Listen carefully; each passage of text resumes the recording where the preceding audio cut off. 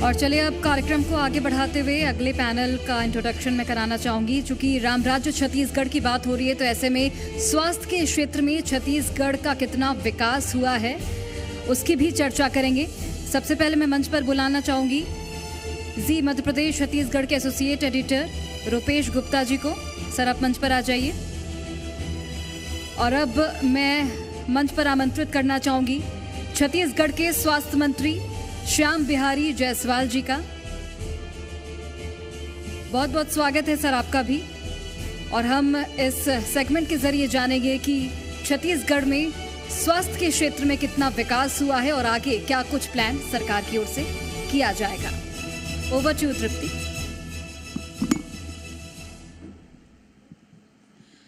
शुक्रिया सोनाली। और अब हम जिस सेशन की शुरुआत करने जा रहे हैं वो प्रदेश के स्वास्थ्य से जुड़ा मुद्दा है। प्रदेश में चिकित्सा शिक्षा से जुड़ा मुद्दा है, क्योंकि अब चुनाव भी सामने है तो मुद्दे तो जनता के उठते ही हैं। तो इस पर भी बात करेंगे। मंत्री मोर्चा संभालेंगे श्याम बिहारी जायसवाल जी, बहुत स्वागत है आपका। और सवाल आपसे यही है कि विधायकी तो खूब निभाई, अब मंत्री बने हैं, कैसा लग रहा है ये बताइए।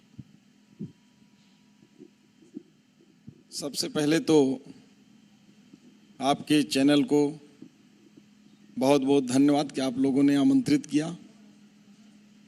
और तृप्ति जी, जैसा आपने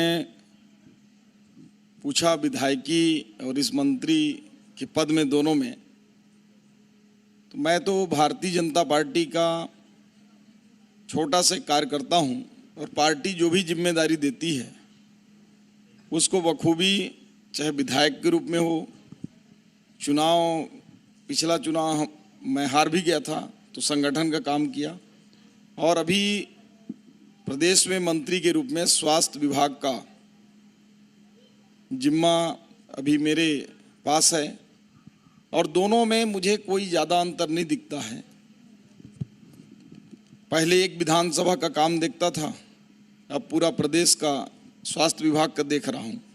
बाकी काम करने का जो जुनून है थोड़ा सा मंत्री बनने के बाद बढ़ा हुआ है। ये बताइए कि संविदा स्वास्थ्य कर्मियों का मसला बहुत ज्वलंत मसला है इस प्रदेश में। लगातार उन लोगों ने एजिटेशन किए, मांग रखी, उसको लेकर के आपकी सरकार क्या कदम उठा रही है? कोई चीज है जो प्रक्रिया चल रही है या शुरू करने वाले हैं? रुपेश जी, आप भली भांति जानते हैं सभी लोग कि जो हमारा स्वास्थ्य विभाग है केवल अलग से कोई भी निर्णय नहीं कर सकती। संविदा के जो भी कर्मचारी हैं सभी विभागों के प्रदेश में, सभी के लिए हमारी सरकार चिंता कर रही है।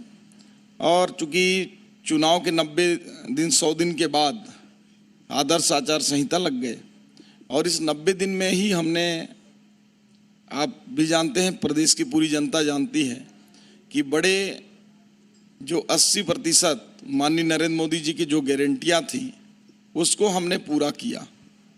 और निश्चित रूप से जो लंबे समय से संविदा में काम कर रहे हैं, चाहे स्वास्थ्य विभाग के हों चाहे अन्य विभाग के, उनको किसी न किसी रूप में माननीय विष्णुदेव साय जी की सरकार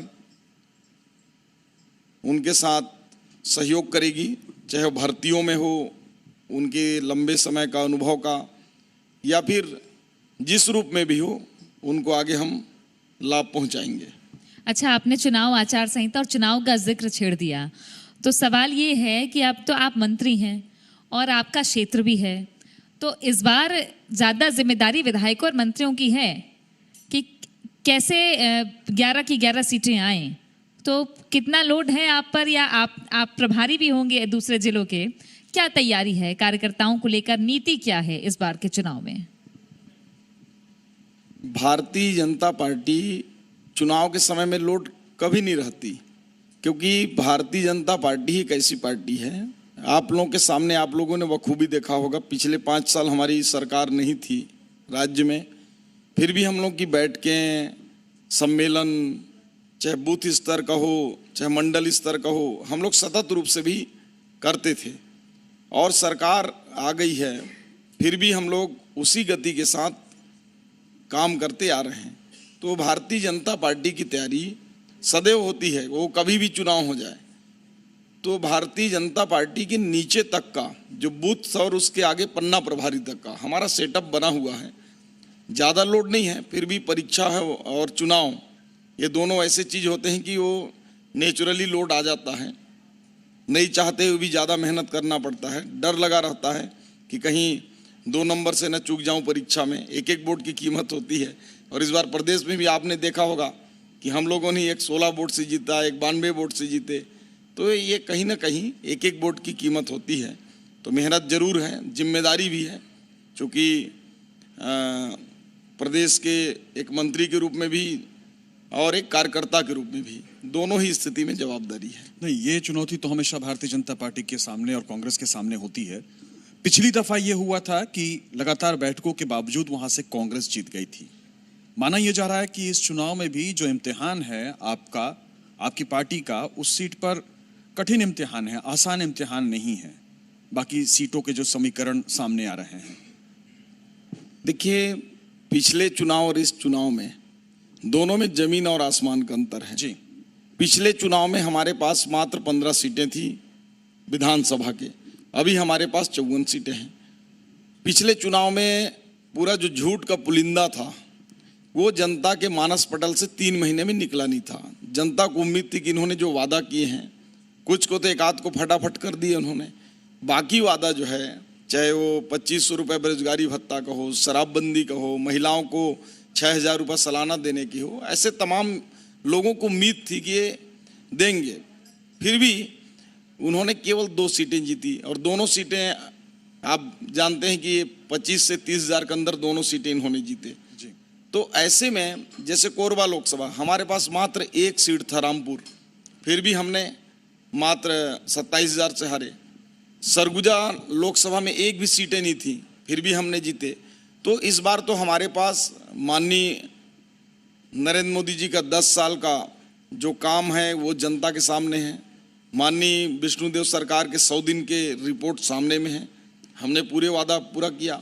और अभी तो पूरा आपका जो बैनर का है ना स्लोगन राम राज्य, तो लोग राम राज्य की परिकल्पना करके भारतीय जनता पार्टी और माननीय नरेंद्र मोदी जी के नेतृत्व में पूरे देश में राम राज्य की कल्पना सोच रहे हैं। क्योंकि प्रभु श्री रामचंद्र जी के अयोध्या में उनके मंदिर में उनको हम लोग पूरे देशवासी बैठा चुके हैं और देशवासी ये चाहते हैं कि भगवान श्री राम जब अयोध्या में अपने घर में बैठ ही गए हैं तो राम राज्य देश में आए, और राम राज्य आने के लिए भारतीय जनता पार्टी की माननीय नरेंद्र मोदी जी की सरकार जरूरी है, ये सब जानते हैं।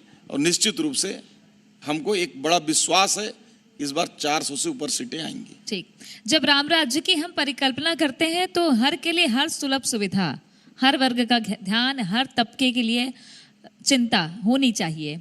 तो इसलिए थोड़ी चिरमिरी की बात कर लेती हूँ, आप वहाँ से हैं तो। चिरमिरी के लोग देख रहे हैं कि छुक छुक गाड़ी कब आएगी, रेल लाइन है ना, 10 साल सरकार रही, उसके पहले भी सरकारें रही हैं, तो एक बड़ी मांग है वहाँ की चिरमिरी की। अब तो चुनाव हैं, उसके बाद अगर सेंट्रल में बीजेपी आती है तो कितना प्रयास किया जाएगा? राज्य में आप मंत्री हैं, कितना प्रयास होगा कि भाई रेलगाड़ी का सफर आसान हो जाए चिरमिरी से दूसरे राज्यों में और छत्तीसगढ़ के अंदर भी?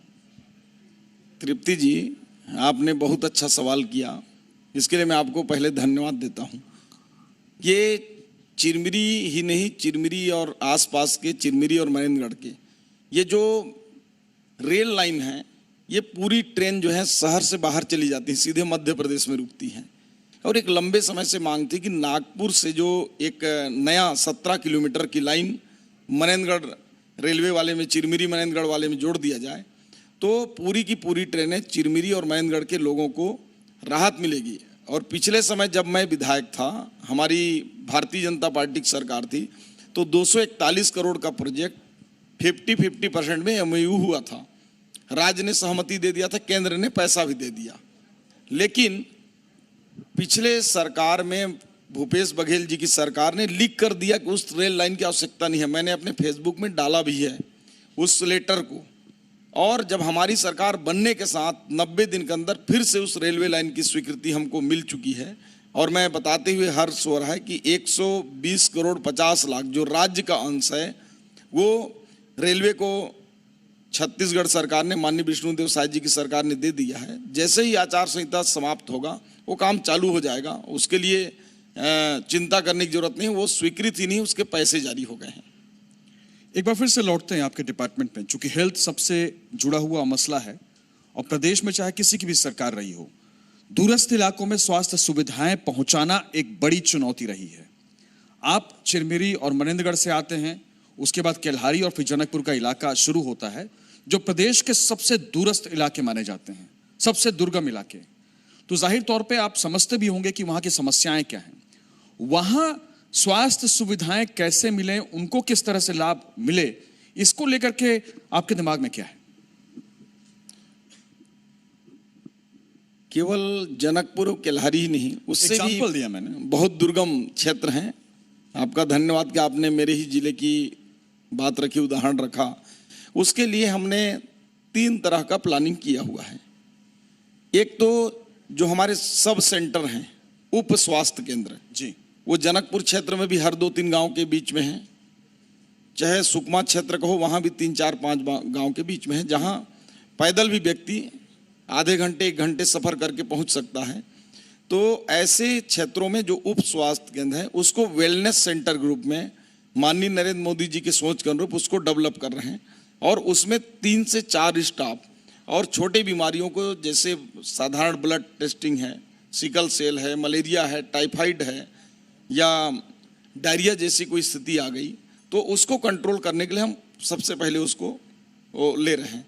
सेकेंड स्टेप में हम जो डिस्ट्रिक्ट हॉस्पिटल्स हैं, बीच में प्राथमिक स्वास्थ्य केंद्र और सामुदायिक स्वास्थ्य केंद्र वो बीच में आएंगे, वो तो वहाँ से रिफर होके जाएंगे, लेकिन डिस्ट्रिक्ट हेडक्वार्टर में 100% जिला मुख्यालयों को अभी पायलट प्रोजेक्ट के रूप में हमने 5 जिलों को लिया है, उसमें कोरिया जिला का बैकुंठपुर भी है, सारे फैसिलिटीज से उसको लेस करने जा रहे हैं, उसको बजट में हमने लिया भी है। और तीसरा स्थिति, अगर ऐसे गांव जैसे जो अति पिछड़े हैं, जनकपुर कोटाडोल साइड में जैसे पहाड़ी कोरवा हैं, बैगा हैं, ऐसे जनजाति लोग हॉस्पिटल आने को नहीं करते, वो एम्बुलेंस का उपयोग नहीं करते, और वहीं जो है बैगा, गुनिया और अन्य जड़ी बूटियाँ या साधारण कहीं से टेबलेट मंगा के, पेन किलर खा के उससे ऊपर नहीं जाते। तो हमारी सरकार ने, माननीय नरेंद्र मोदी जी ने जो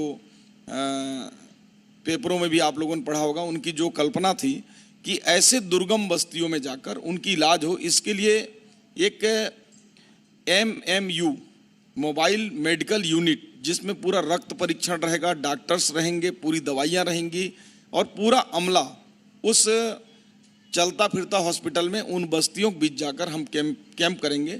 और ये केवल कल्पना नहीं है, हमने 57 गाड़ियों का टेंडर भी फ्लोट कर दिया है, और जैसे ही आचार संहिता हटेगा उसके 1 हफ्ते के अंदर, 10 दिन के अंदर, जैसी भी प्रक्रिया में होगा टेंडर, क्योंकि खोल नहीं सकते, हम उसकी बटन दबाएंगे और ये नीचे तक पहुंचेंगे। जो आपकी सोच है कि जनकपुर कोटाडोल क्षेत्र में कैसे इलाज होगा, उसके लिए हमारी ये प्लानिंग है। ठीक। अच्छा, आचार संहिता के पहले कुछ कुछ काम आपने कर लिए हैं, बस बटन दबाना बाकी है, ये बता रहे हैं। कुछ और चीज़ें शायद उस पर भी काम हुआ हो, ये भी जानना चाहेंगे।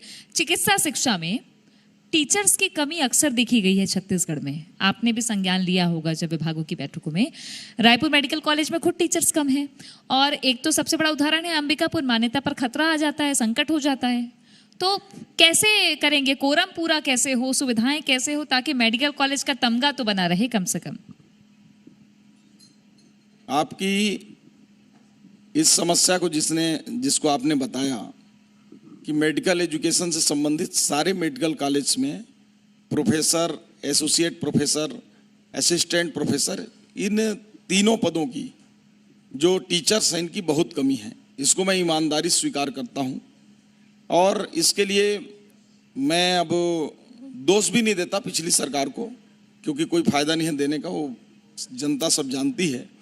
पर इतना मैं कहना चाहूँगा आपसे कि जो विशेषज्ञ डॉक्टर हैं वही उसके जो है प्रोफेसर होते हैं। हमारे प्रदेश में विशेषज्ञ डॉक्टरों की बहुत कमी है। हम प्रयास कर रहे हैं कि बाहर से जो एजेंसियां हैं जो डॉक्टर्स प्रोवाइड कराते हैं उनसे भी हमारी बात हो रही है, और एक टीम बनाकर मैं कंपेयर करा रहा हूं। जिस दिन मैंने स्वास्थ्य मंत्रालय का प्रभार संभाला उस दिन ही कि किन किन बिंदुओं को लेकर कि जो डॉक्टर्स हैं, स्पेशलिस्ट हैं, वो सरगुजा बस्तर क्षेत्रों में क्यों नहीं जाना चाहते।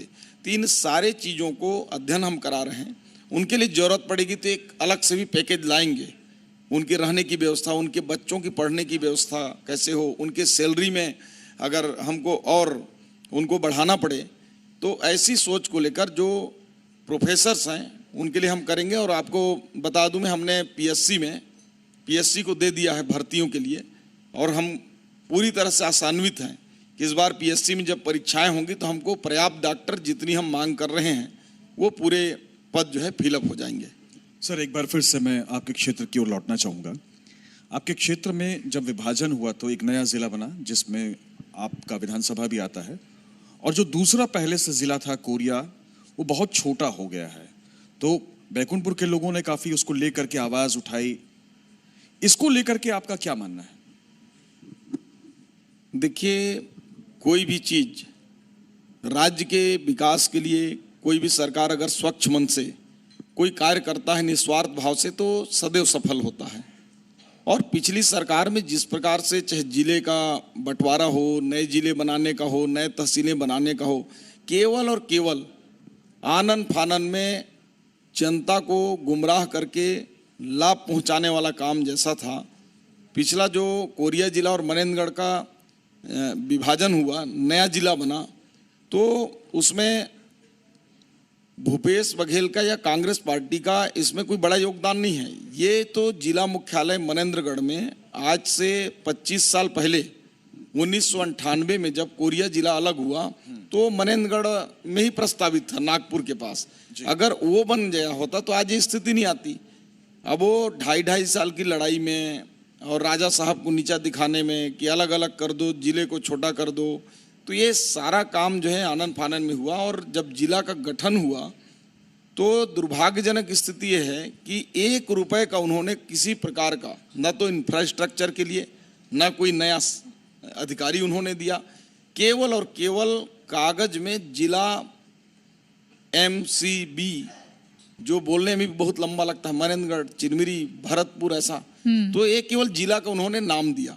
और चूंकि जिला अलग बन गया है तो जब हम प्रदेश को बनाकर, हमारे माननीय अटल बिहारी वाजपेयी जी ने छत्तीसगढ़ राज्य बनाया और उसको संवारने का काम हम किए हैं, तो उस जिले को भी संवारेंगे हम, दोनों जिले को। एक सवाल आखिरी आपसे मैं करना चाह रही हूँ कि चूंकि आपका जो क्षेत्र है छत्तीसगढ़ का उत्तर मुकुट है, तो वहाँ पर कुछ खदानें हैं, माइंस है। चिरमिरी तो हम जानते ही हैं कि बड़ा खूबसूरत है, लेकिन छोटी छोटी खदानें बंद पड़ी हैं काफ़ी समय से। रोजगार के लिए कहीं पलायन ना करना पड़े, इसके लिए क्या कदम उठाए जाएंगे? और कई बार हादसे भी होते हैं, वो ऐसे हादसे हो जाते हैं कि लोग कोयला निकालने के लिए चले जाते हैं आसपास की बस्ती के लोग, तो वो बड़ी दुखद घटना होती है। तो इसके लिए आप चूंकि क्षेत्र के विधायक हैं, तो मैं समझती हूँ कि कैसे साझा प्रयास हो, जागरूकता हो और रोजगार से भी लोगों को जोड़ा जाए। तृप्ति जी, आप काफी अध्ययन मेरे क्षेत्र के बारे में कर रखे हैं। वाकई में आपने जो प्रश्न किया, विधानसभा में पूरा घूमे हैं छत्तीसगढ़ हम, पूरे जो आपने प्रश्न किया वो एकदम जिनाइन प्रश्न है। चिरमिरी ही एक ऐसा शहर है पूरे छत्तीसगढ़ में जहां हर 100 में से 95 व्यक्ति बेरोजगार है। उसका कारण सिर्फ और सिर्फ पहले की जो कांग्रेस की सरकार थी, व्यवस्थित रूप से कोयले का उत्खनन नहीं होने की वजह से काम हुआ। दूसरा, वहाँ जो अवैध रूप से माइंस जो पिछले समय चले, जैसा कि तृप्ति जी बता रहे थे, जगह जगह खोद कर गड्ढे बना दिए गए, नीचे से खोद करके कई बार चट्टान की परत बैठ भी गई, तो उसको सबसे पहले हमने बंद किया। और दूसरा, जो बंद माइंस की इन्होंने बात की, तो मैं बताते हुए मुझे हर्ष हो रहा है कि हमारी सरकार केंद्र में थी, माननीय नरेंद्र मोदी जी को धन्यवाद देता हूँ। जो बरतुंगा हिल्स और अंजनी हिल माइंस, ये 2 माइंस के टेंडर हो गए हैं, एक में तो काम भी चालू हो गया है, और 2 बंद माइंस हैं, उसमें सर्वे के आधार पर कोयले नहीं निकाले जा सकते। इसलिए माननीय प्रधानमंत्री हमारे माननीय नरेंद्र मोदी जी ने सौर ऊर्जा पर आधारित लगभग 1000 करोड़ का 2 बड़े प्लांट लगाने का उसमें योजना बन चुका है। मुझे लगता है कि मोदी 3 में ये चुनाव जैसे ही समाप्त होंगे तो ये दोनों बड़े प्रोजेक्ट होंगे जिससे हजारों लोगों को रोजगार मिलेगा। और चिरमिरी और मनेंद्रगढ़ के बीच जो मेडिकल कॉलेज केवल कागजों में, कभी चरणदास महंत जी भूमि पूजन करके चले जाते थे, कभी बघेल जी घोषणा करके चले जाते थे, उसको हमने इस बजट में स्वीकृत कर लिया है। 100 करोड़ रुपए राशि भी जारी कर दिया है। उससे एक बड़ा मेडिकल का हब हम बनाएंगे। रेलवे लाइन के लिए हम स्वीकृत करा लिए हैं। ट्रेन लाइन बनने से नया स्टेशन बनेगा, लोगों को रोजगार मिलेगा। इस प्रकार से लोगों को फिर से हम वापस कर रहे हैं। चलिए, एक लास्ट सवाल। आपके जवाब से लगता है कि काफी भारतीय जनता पार्टी जीत को लेकर के तमाम नेता बहुत आश्वस्त हैं। पिछली बार जब विधानसभा के चुनाव हुए थे तो बड़ी भूमिका मानी गई थी। जो महतारी वंदन के आप लोगों ने अनाउंसमेंट किया था और उसको फॉलो अप में फॉर्म भरवाए थे। इस बार लोकसभा में यही घोषणा कांग्रेस ने की है और 1 लाख रुपए सालाना देने की बात कर रही है और वो फॉर्म भी भरवा रही है। इसको किस तरह से देखते हैं? देखिए, इस प्रश्न का जवाब तो आपके सवाल में ही छुपा है। पिछले समय भी कांग्रेस ने हमसे बढ़कर 15,000 का वादा किया था कि हम 15,000 देंगे, लेकिन जनता ने उसके 15,000 को माताओं बहनों ने स्वीकार नहीं किया। हमारे 12,000 इस बार फॉर्म भरवा रहे हैं।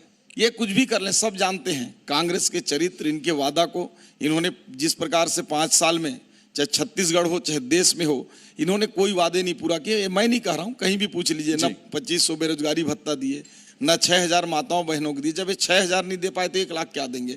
इससे एक वोट का इनको फायदा नहीं होगा। हमारी माताएं बहनें 12,000 में ही खुश हैं। किसान का हमने बोनस दे दिया, किसान खुश हैं, युवा खुश हैं।